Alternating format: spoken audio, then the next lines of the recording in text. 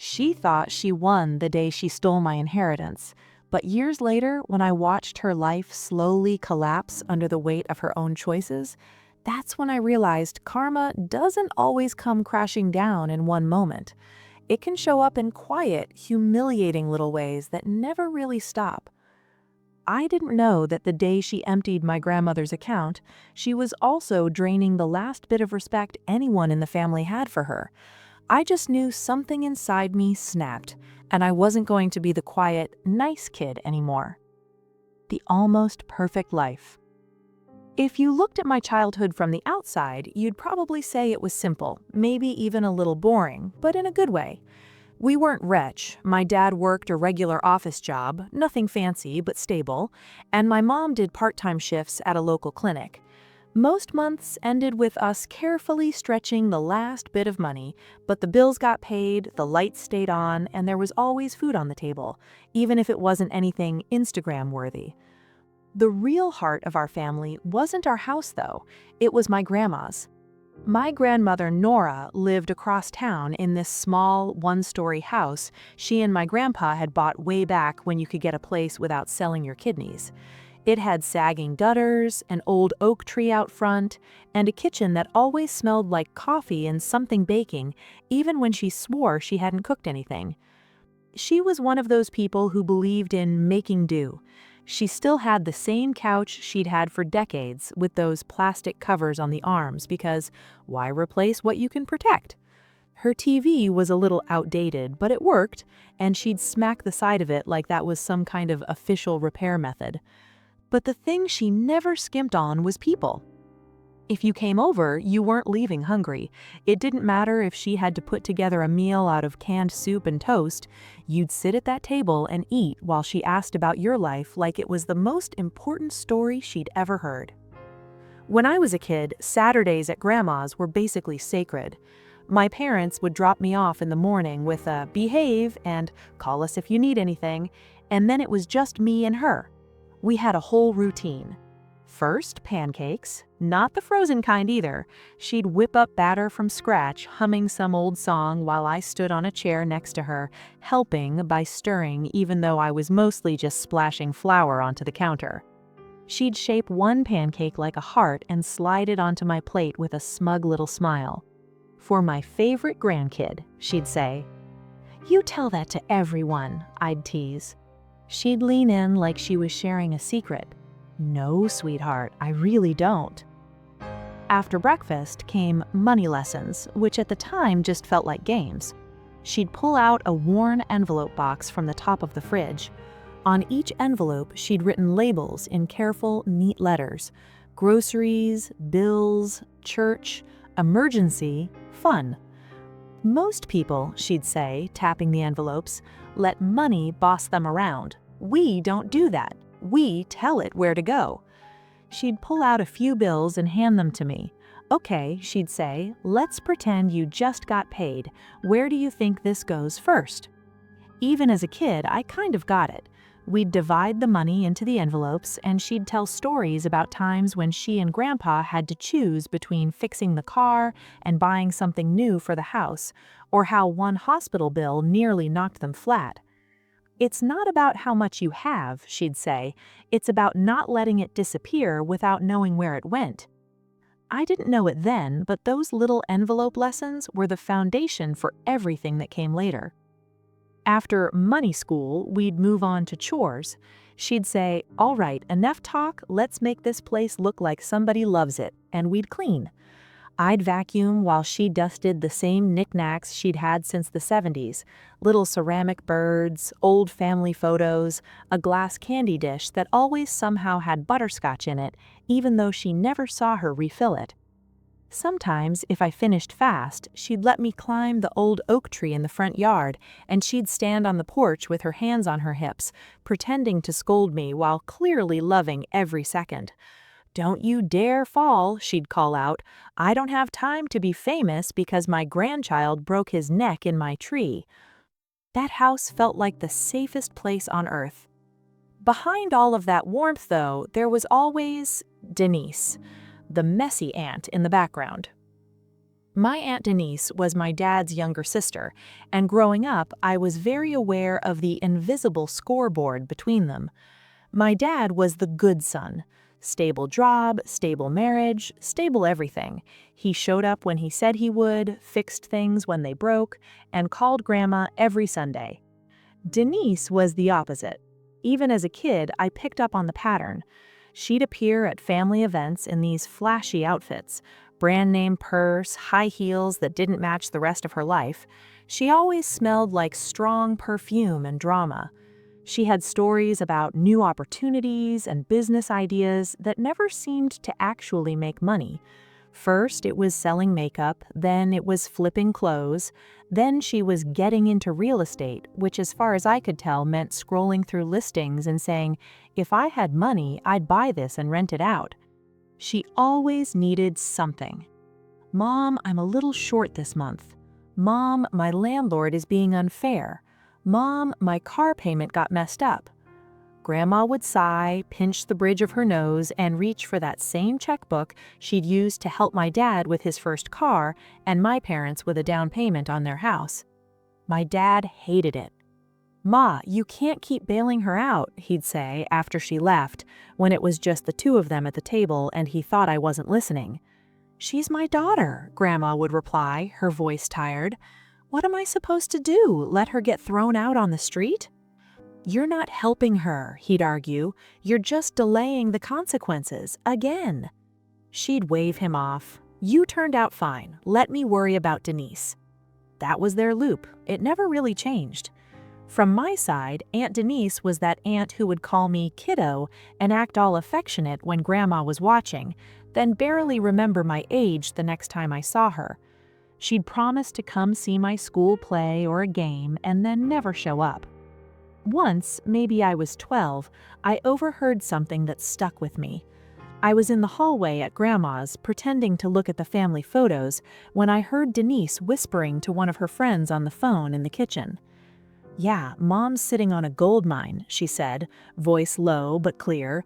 "The house is paid off, she's got some kind of savings, plus that life insurance. I mean, I'm basically her only real option. My brother doesn't need it, and the kid, he's too young to even understand." She laughed. My stomach dropped. I remember staring at Grandpa's old photo on the wall, the one of him in front of the house, proud and young, and feeling this weird mix of anger and fear.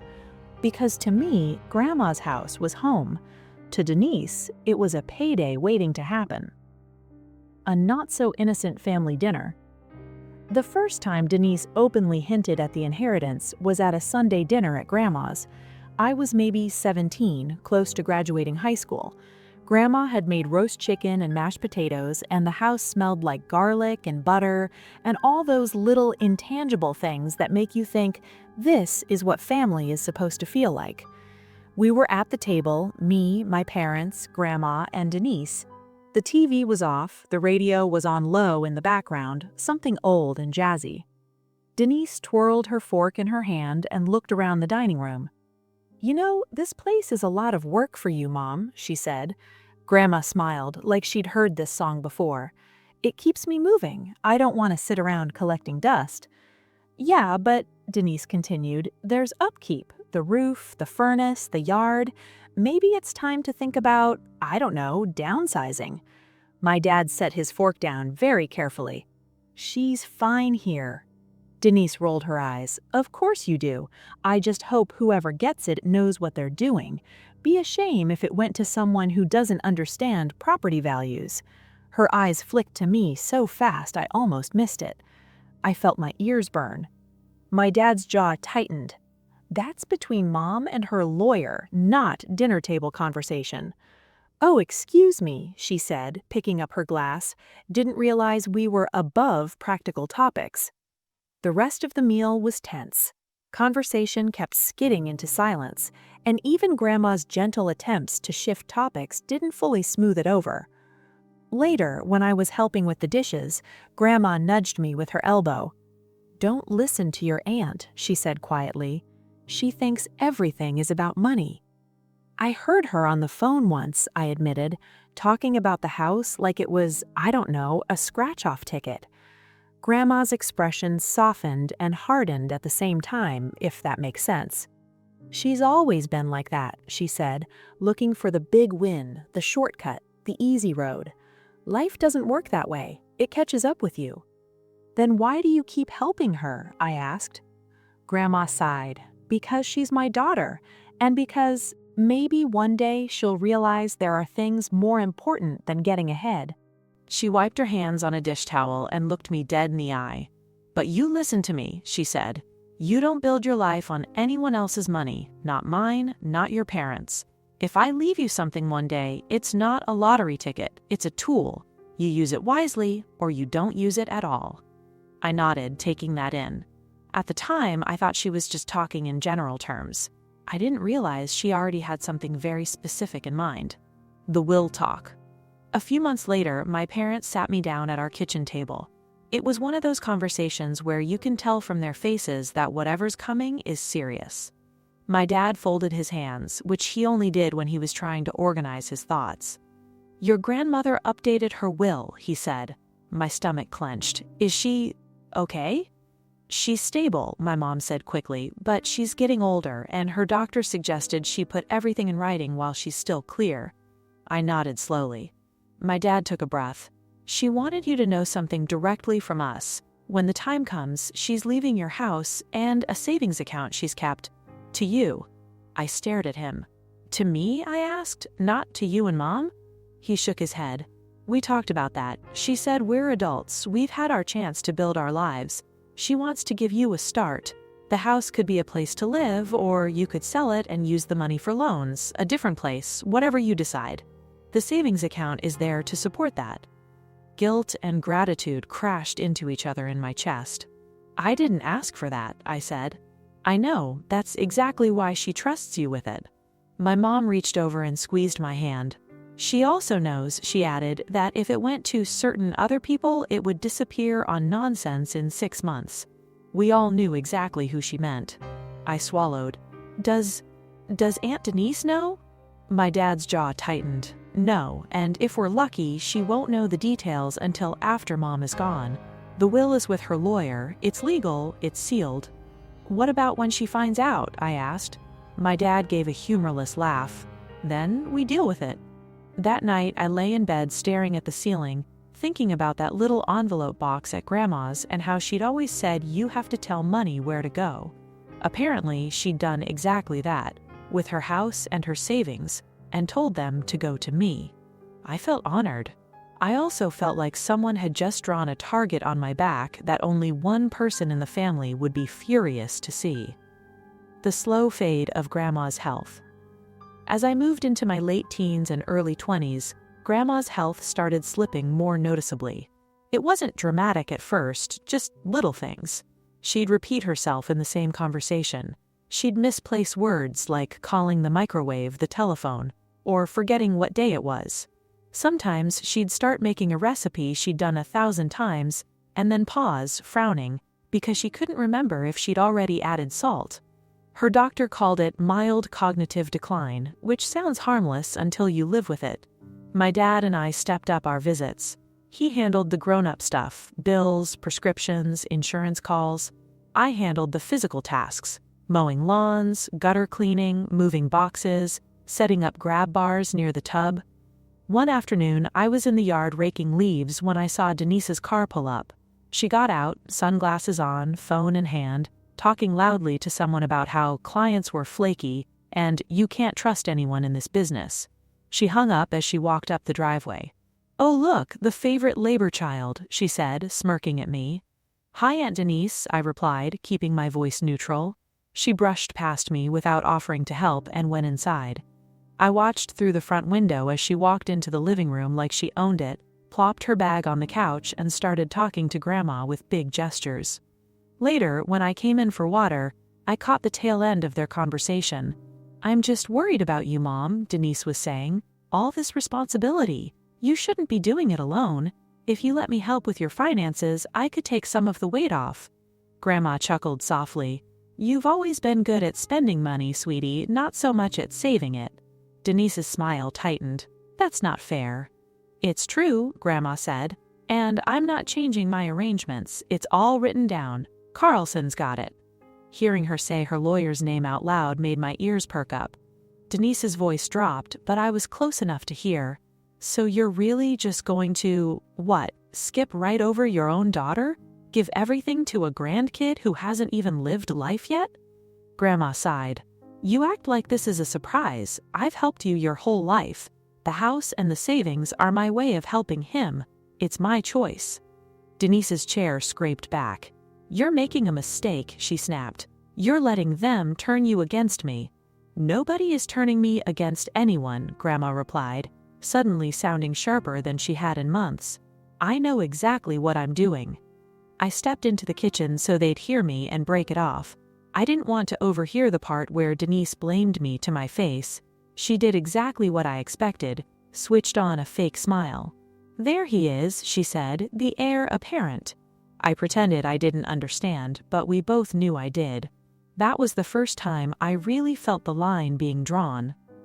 The day everything broke. Grandma passed away on a dull, gray morning that felt wrong for no particular reason until my phone rang. I was at work, staring at my computer, when my mom's number flashed on the screen. Hey Mom, what's... She was already breaking. It's Grandma, she said. She died in her sleep last night. Everything else blurred together. I remember leaving work in a haze, driving to her house, seeing the car I'd helped wash, the tree I'd climbed, the front step she always told me to watch my footing on. It all looked exactly the same, and she was gone. The weeks that followed were a mix of logistics and grief. Funerals don't pause life's admin. We planned the service at her church, chose photos, picked out hymns she liked. People brought over casseroles and pies and sympathy cards that all said the same few phrases in slightly different fonts. Denise showed up to the funeral in black heels and oversized sunglasses, crying loud enough to make everyone notice. She clung to people, saying things like, "She was my best friend," and "I don't know what I'm going to do without her," like she hadn't been fighting with her over money 2 months ago. I tried not to judge, but it was hard. After the burial, we had that weird limbo period where life tries to go back to normal and fails. Then came the will. The will reading, again, longer.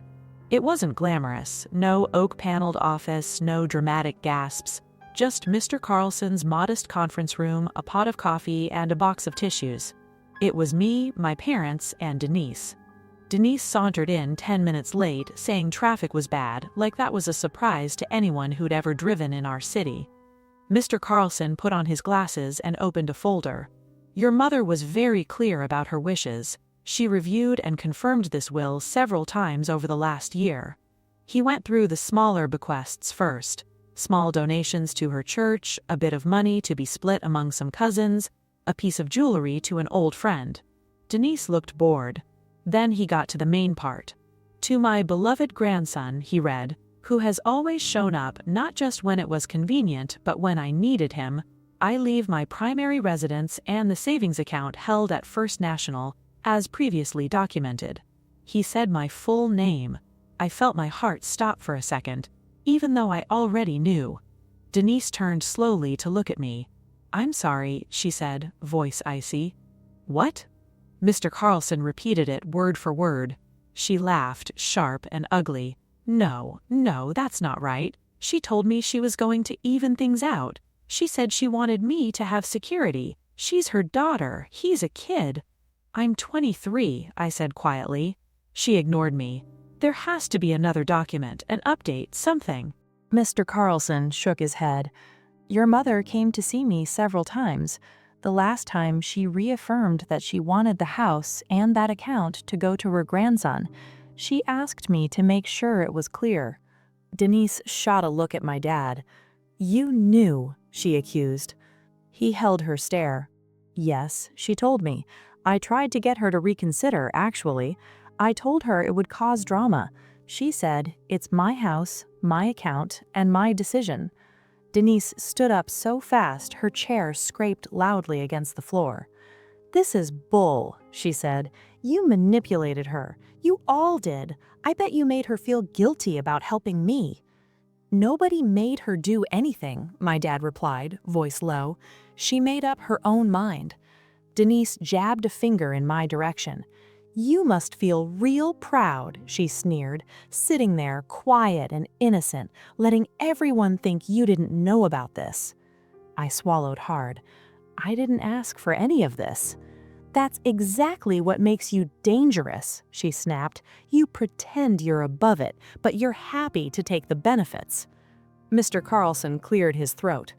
"Ms. Denise," he said, "I understand this is emotional, but your mother's will is legal and binding. If you wish to contest it, that is your right, but I will tell you now that she left a paper trail of her intentions. It would be difficult to overturn." She glared at all of us. "You'll regret this," she hissed at my dad. "You both will." Then she stormed out. The door clicked shut behind her. I let out a breath I didn't realize I'd been holding. Mr. Carlson looked at me kindly. "Your grandmother was very proud of you," he said. "She wanted you to have a foundation, not to blow on luxuries, but to give you room to breathe." Tears burned my eyes. "I just wish she was still here," I said. "She could keep the house. I'd take weekends mowing the lawn over any of this." He nodded. "That's how I know she chose well." For a brief moment, it felt like things were settled. Then the real storm started. The stolen account. A couple of weeks after the will reading, once the immediate fog of grief had lifted a little, my dad and I went to the bank to start the practical process, closing some of Grandma's smaller accounts, transferring the big one into my name, things like that. We sat across from a banker named Melissa, who had that professional, sympathetic expression they probably train into you when you deal with grieving families. "I'm sorry for your loss," she said, for what felt like the 100th time since Grandma died. "Let's go through what we have here." We handed over the death certificate, the will, our IDs. She typed our information into the computer, the clacking of keys absurdly loud in the quiet office. "Okay," she said, "I'm seeing 2 active accounts that were solely in your grandmother's name, 1 small checking account and 1 savings account." She clicked, then frowned. "That's odd," she murmured. My dad straightened. "What's odd?" She clicked a few more times, her frown deepening. "It looks like the savings account was closed," she said carefully. Something cold settled in my stomach. "Closed?" I repeated. "What do you mean, closed?" She turned her screen slightly, though not enough for us to read everything. "The full balance was withdrawn and transferred into a different account," she said carefully. My dad's voice was tight. "Transferred where?" She hesitated, then said, "I'll need to print the transaction details for you. One moment." She stood up and went to a printer behind the desk. The sound of the printer spitting out paper was the longest 5 seconds of my life. She brought the paper back and slid it across the desk. There, in black and white, was the transfer record. Date, 3 weeks before Grandma died. Amount, the entire balance of her savings account.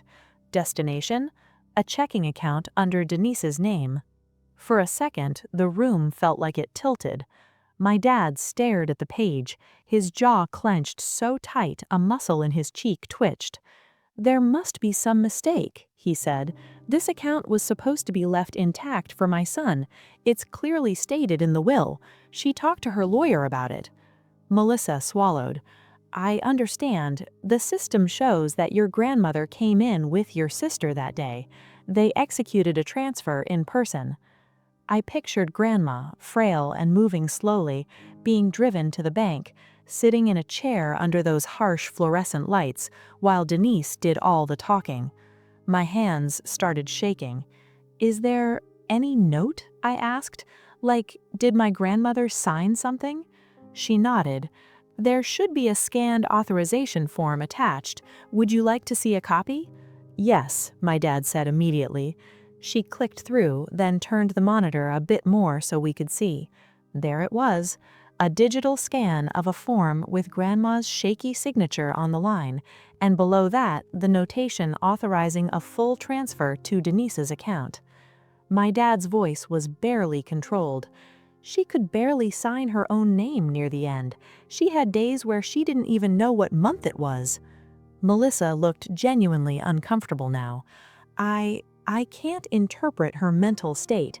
I can only show you what's on record. If you believe this was done under duress or with impaired capacity, that's something you might want to discuss with an attorney. We already had one name in mind. We left the bank with a copy of the transaction and the form, both of us silent until we reached the car. When we sat down, my dad slapped the steering wheel once hard, enough to make me jump. "She did it," he said through gritted teeth. "She actually did it. She couldn't wait until Mom was in the ground before grabbing what she wanted." I stared at the paper in my hands. My grandmother's lifetime of careful saving, every envelope lesson, every small sacrifice, all siphoned out in one visit. Something in me hardened. "We call Mr. Carlson now," I said. He looked at me, eyes red. "Are you sure?" he asked. "Once we start this, there's no going back. It'll get ugly." I thought about Grandma in that bank chair. I thought about Denise laughing on the phone years ago, calling the house a gold mine. "I'm sure," I said. "She stole from Grandma and from me. We're not just letting that slide." He nodded slowly. "Okay," he said, "then we fight." Part 2 starts right where Part 1 left off. We've just discovered the transfer at the bank and decided, then we fight. Walking out of that bank felt like stepping out of one world and into another. A month earlier, my biggest problems were student loans and whether my car would survive another winter.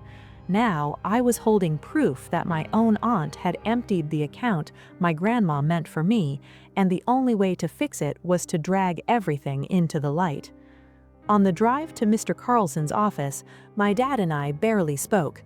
The anger was there, obvious, but beneath it was something else. Hurt, betrayal, and this heavy sadness that made my chest tight. I stared at the printout, reading the same lines over and over. Date, amount, destination. 3 numbers, 1 name, and a signature that shouldn't have been there. Grandma once said, "Money doesn't change who you are, sweetheart. It just shows everyone." Sitting in that car, I realized exactly what it showed about Denise. Building the case. Mr. Carlson listened without interrupting as we laid everything on his desk. The transaction copy, the form, the timeline. He adjusted his glasses, scanned the document slowly, then sat back in his chair with a sigh. "This is unfortunately not uncommon." I blinked. "People just do this?" He nodded grimly. "There's a term for it," he said. "Elder financial abuse or exploitation. Adult children, caregivers, relatives, pressuring vulnerable elders into signing over assets, changing beneficiary designations, or gifting money they don't fully understand they're giving away." The words made my stomach twist. "But Grandma she wasn't gone," I said.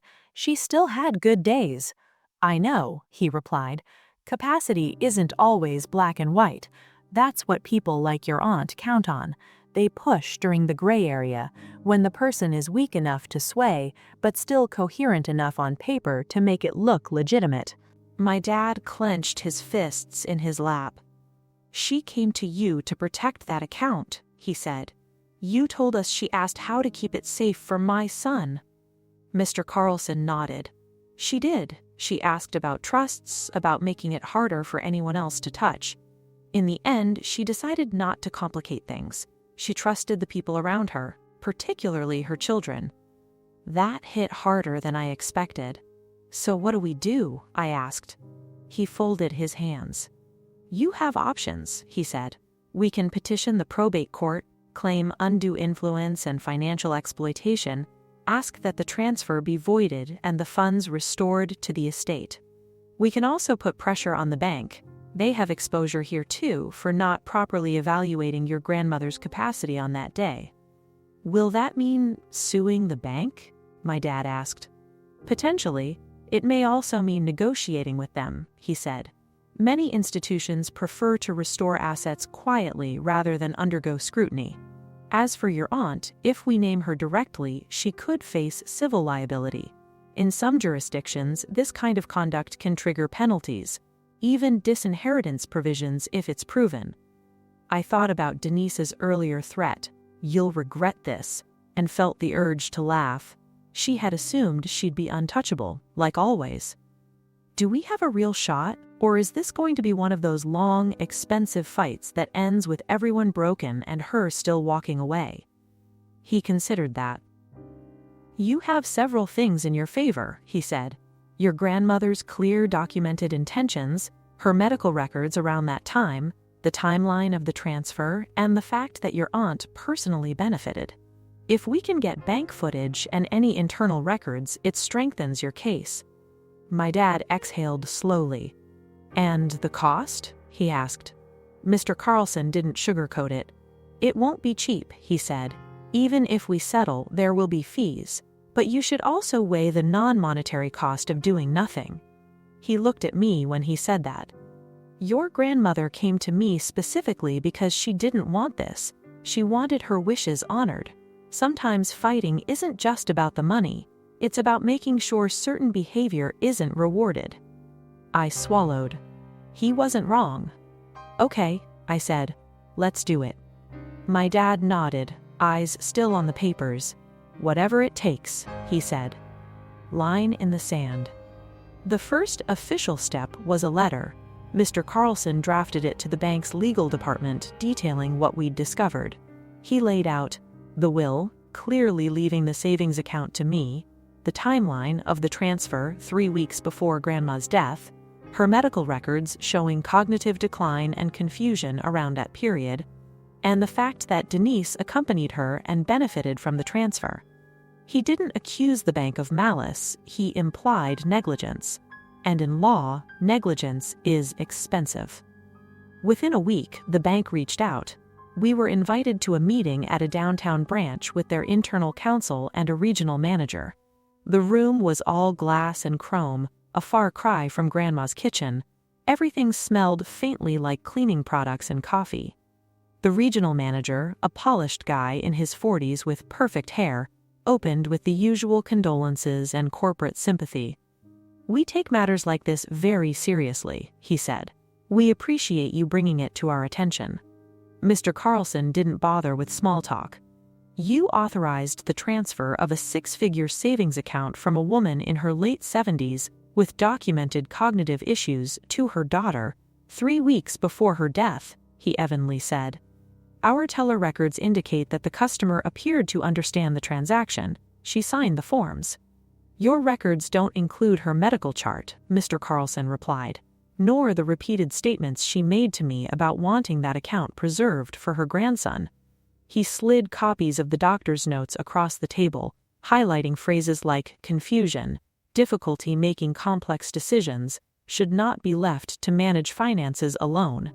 He followed with Grandma's signed letters discussing the account and her fears about being pressured. The bank's legal counsel, a sharp-eyed woman with a calm demeanor, read them slowly. We'll need to investigate internally, she said. Review video footage, interview staff, and assess our processes. We may have more to discuss after that. Do that, Mr. Carlson said. But understand something. We're prepared to file in probate court and, if necessary, escalate to a civil suit, including claims under elder financial abuse statutes. That's not a threat, it's simply a statement of our trajectory if this isn't resolved. His tone never changed. On the drive home, my dad let out a long breath. I never thought I'd be sitting in a law office arguing about whether my own sister exploited my mother, he said. I thought inheritance nightmares were something that happened to other families. Yeah, I said quietly. Stuff you read about online. Inheritance horror stories. He nodded. Welcome to the club, I guess, he muttered. Family sides and silence. Word got out faster than I expected. I didn't tell anyone, but families are leaky. One of our cousins called my dad just to check in and dropped, I heard there's some drama with the will, like it was an afterthought. Soon my phone lit up with messages. Some were supportive. "Denise has always been like that. I'm glad someone finally called her out. Your grandma always favored you for a reason. Don't let her down." Others were less kind. "Is all this worth tearing the family apart over money? Maybe your grandma wanted to help your aunt too. You're young, you'll be fine." A few of them added that last bit that really got under my skin. "You already got the house. Isn't that enough?" I stared at the screen, feeling that familiar mix of anger and guilt rising again. In their version of the story, it was simple.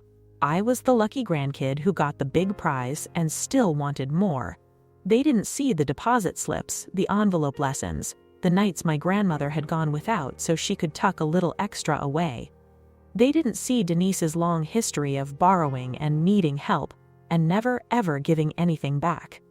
One night I scrolled through an entire group chat where I wasn't supposed to see the messages, watching relatives pick sides. Some called Denise desperate but harmless. Others called her a vulture, a leech, always sniffing around when money's involved. I closed the chat and put my phone face down on the table. My mom, who'd been watching me from the couch, asked softly, "Bad?" "Yeah," I said. "It's like I'm either the spoiled grandkid or the hero. Nobody's in the middle. Nobody sees how complicated it actually is." She nodded.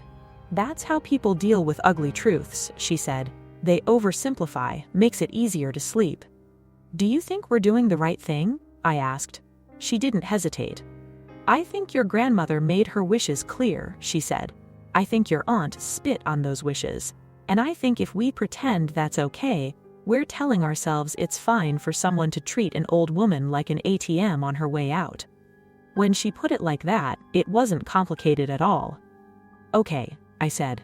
"Let's do it." My dad nodded, eyes still on the papers. "Whatever it takes," he said. The investigation.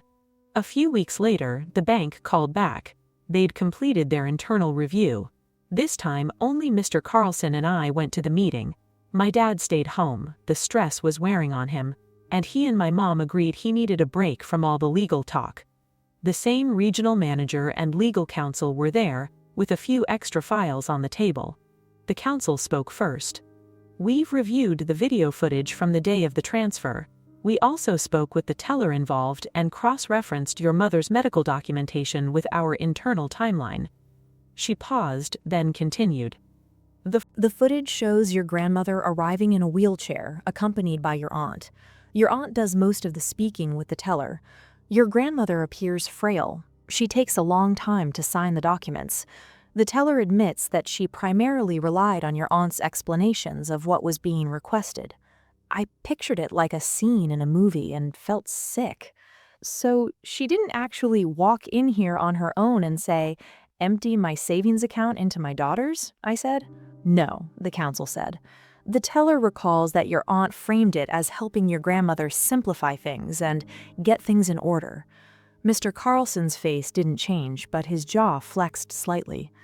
"Given your institution's policies," he asked, "is that an acceptable standard for a major asset transfer from an elderly client with known health issues?" The regional manager looked pained. "In hindsight, our staff should have taken additional steps. They could have requested a separate meeting with your grandmother, asked more direct questions, or suggested independent legal counsel. That did not happen." "And now?" Mr. Carlson asked. "We recognize that the transaction is questionable," the counsel said. "We do not want to be in a position where we are defending this in court, particularly in light of the elder financial abuse statutes your attorney referenced." She slid a new document toward us. "We are prepared to restore a substantial portion of the withdrawn funds to your grandmother's estate as a gesture of goodwill and to mitigate our exposure," she said. "This would be contingent on a settlement agreement that releases the bank from further claims related to this transaction." I scanned the number. It wasn't the full balance, but it was close. Enough to cover my loans, a down payment, and still leave a safety cushion. Exactly the kind of foundation Grandma had wanted. "And my aunt?" I asked. "What happens to her?" They exchanged a look. "We can't control what you do with her. Our agreement would be between the bank and the estate.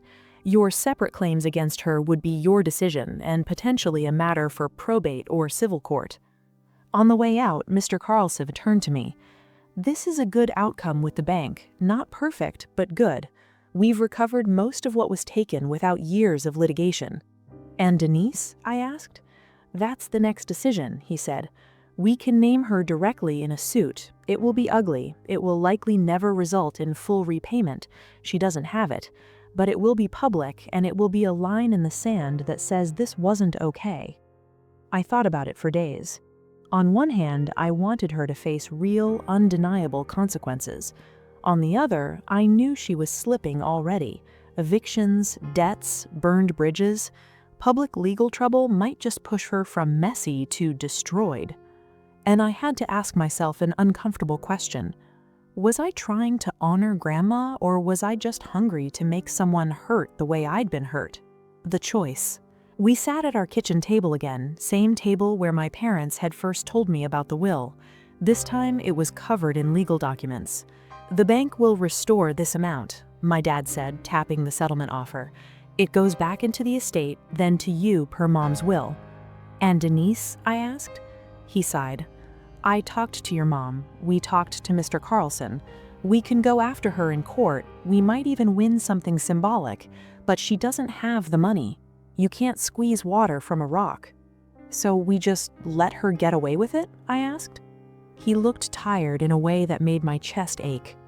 "She's not getting away with anything," he said. "She's lost access to Mom's accounts, the bank has flagged her, word's getting around, and from what your cousins are saying, her life is already falling apart." "She did that to herself," I said. "Exactly," he replied. "We don't have to be the ones to swing every hammer. Sometimes you stand back and let gravity do its job." It wasn't the dramatic answer I'd imagined back when my anger was fresh.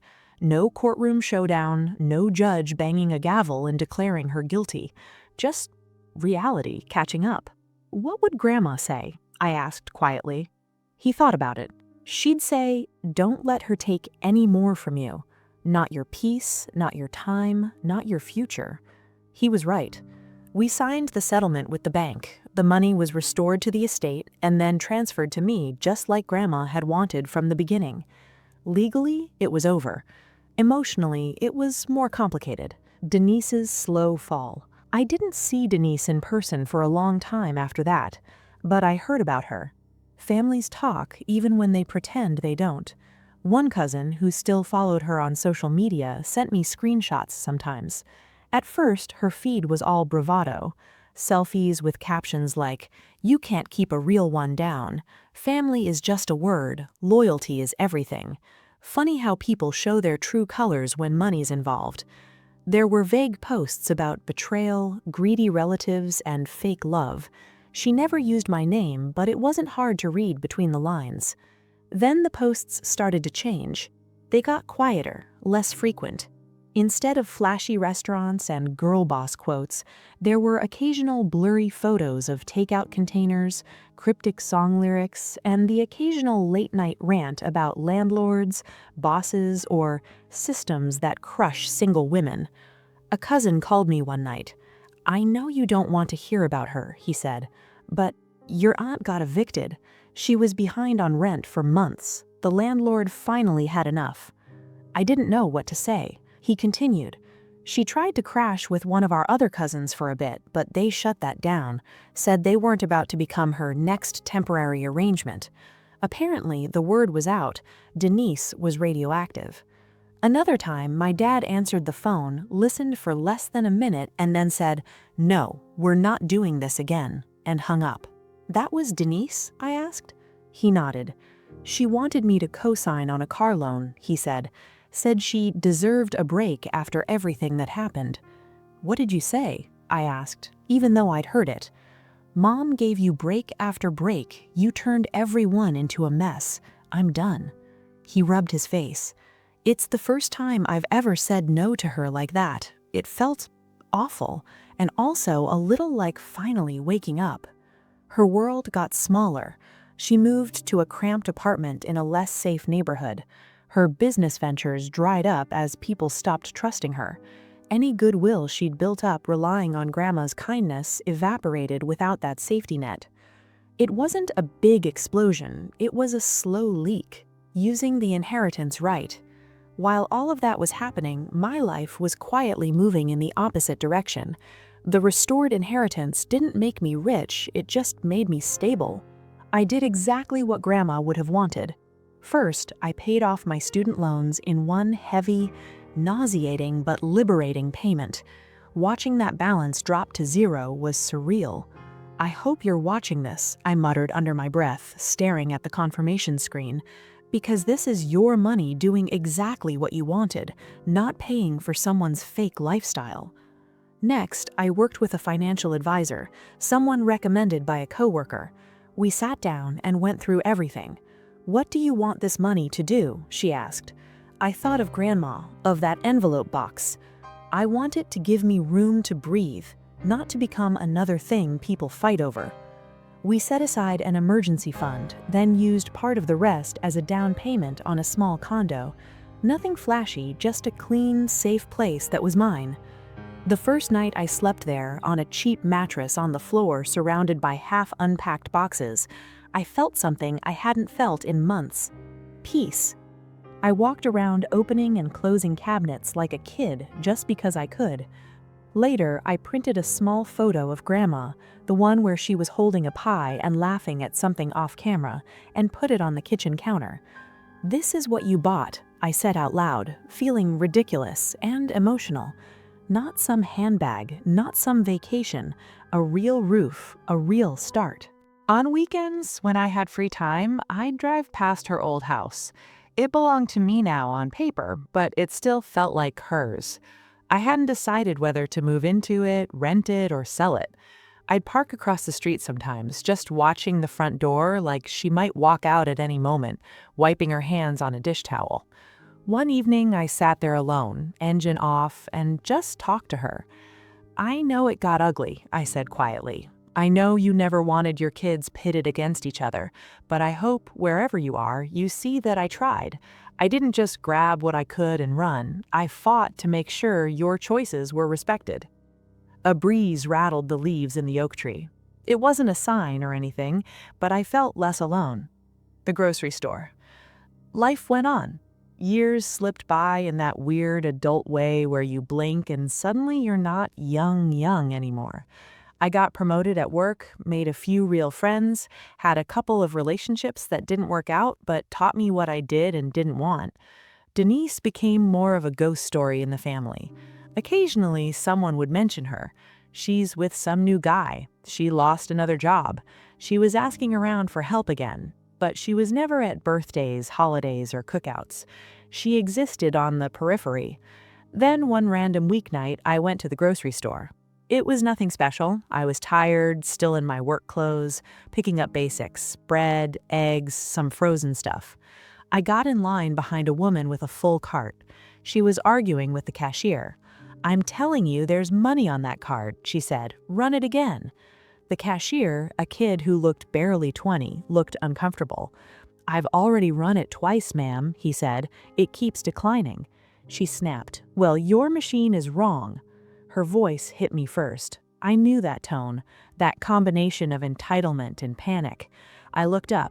It was Denise. She looked smaller. The flashy hair color had grown out, showing gray at the roots.